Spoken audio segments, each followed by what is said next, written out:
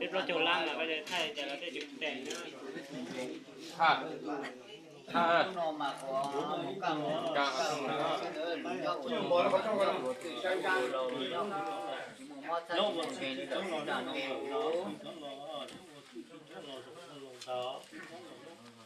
Bộ hỗ trợ hỗ chế đó đúng nó nếu mà khởi nghiệp phải có chỉ số chế có một tu kế là nó nó chuyên gia được đó là do tổ hỗ trợ hỗ chế của mình nhớ một tuần chế đó là nó xin phụ chế nhớ là nó ở một lúc mình mà có nhớ ở một khúc trốn tàu về đó Ba một số mình đâu có à? Thì kiền đủ đó, kiền đủ kia đó. Nhưng là thực sự, một tí là thực sự, một số ít thì nhà cũng cho được thì là thực sự. Lúc nó tàu nhá, tàu được sao? Lúc nhỏ, tàu nhỏ thì lúc cũng nhỏ giống quả chí.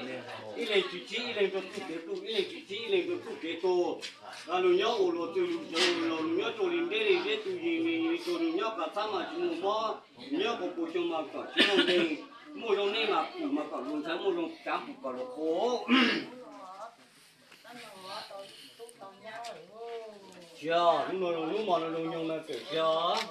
lúc nó nhang là tự chưa, tao tự tông rồi nó tự chỉ lúc lúc nhá, lúc nhá trổ lên trên đi trên tụi mình chùa, lúc nhá còn nhá tụi cụ trúc nhá tụi quả chỉ có chỉ chích đi cho tụi cụ trúc chỉ chích cho tụi cái tu, lúc nhá là nó chỉ có tụi nó là hai đứa chỉ lúc nhá trổ lên trên tụi mình chùa, nhá chơi đi bộ, cao chơi bộ tụi mình bán đi lên coi đi. Bây giờ là lên trên là tự nhiên nhớ cả tháp chúng mình mất cả cuối trong cả chúng mình thì là tự nhiên.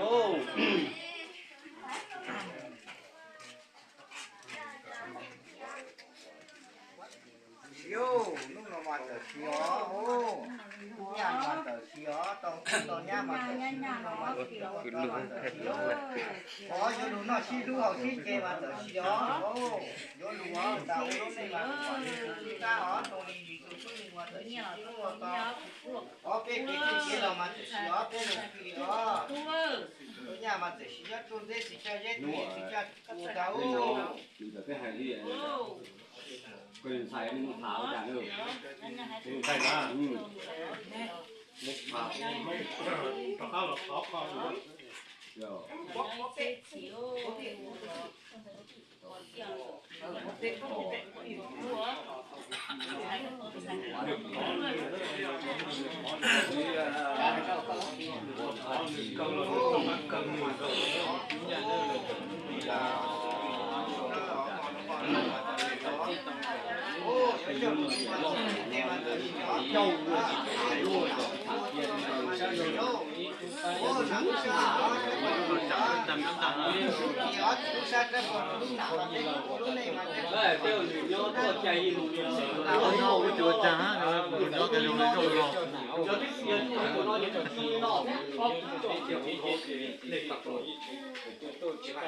chỉ còn những cái để nếu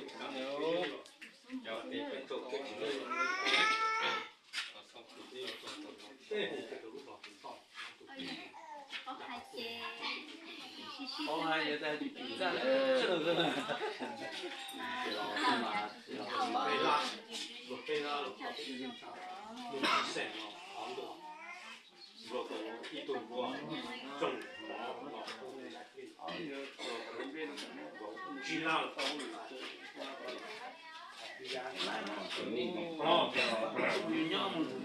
Đông ở ít của giải đá mình liệt thế thì không phải tăng hơn đâu thì cái tổng hai là